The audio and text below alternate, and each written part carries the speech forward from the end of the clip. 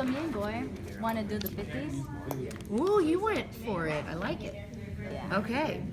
Why'd you guys choose that? Because I feel like it has more information first About. about Boy, since you're doing it too, you can help.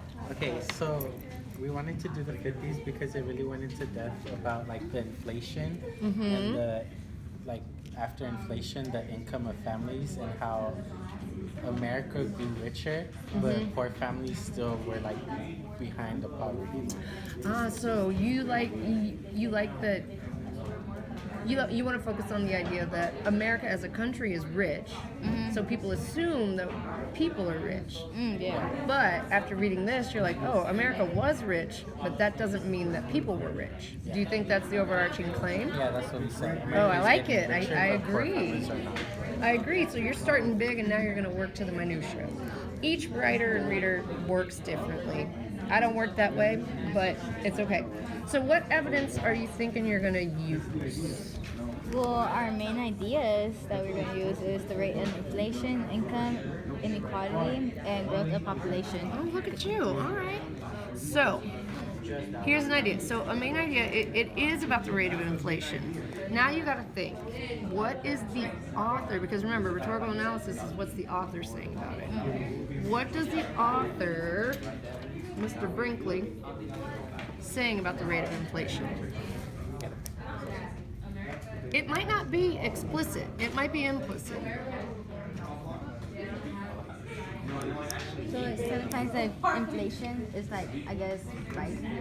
Or like, Right here where it says 14 times as fast as the population and 7 times the rate of inflation. Whoa. The GNP. Okay, so is that evidence or is that the main idea? I'm thinking that's evidence. It is evidence. So the rate of inflation is your evidence, not your main idea, right? Oh, but no big deal. It's still good evidence, right? So the rate of inflation, but write down the exact statistic you want to use. So I would say 7 times the rate of inflation. Okay, what's 7 times the rate of inflation? It's going fast. Like, What is? Gross national. So GNP is 7 times the rate of inflation. Okay, so that's what you want to write down there. And what's your other piece of evidence you want to use? GNP. Then Do you remember what GNP is? It says somewhere around there. Gross national product? Yeah, Oh, you don't pardon. need I to was waste time forgetting looking for it, I can tell you. Gross national product. So that's how much our country is worth based on our goods, right? So we're rich. Yay. We're not rich. Ah. Okay, where else do you see that America is rich? Because one thing you could argue because your overarching claim is you're saying that America's getting richer. Poor families aren't. Oh, excellent. But families are not. isn't it like where it says no downward redistribution of wealth? Oh, I love it. Would you say that's something that proves that America's getting rich, but the people aren't? Yeah. Okay. Because then it also says that there's upward. Upward what? Oh, never mind. And also right here, it says these years also saw a significant decrease in poverty in America. In poverty? Yes. Okay. So So I guess. why? Oh, actually, no, that will be in this one. That would be an income. Yeah. Okay, so but remember, this is why I was like, ooh, you guys are doing the tricky one. Because he shows how people think it is and what it's really like. So, would you want to use that one for showing that the income of people is getting lower? Because he's saying that people believed it was.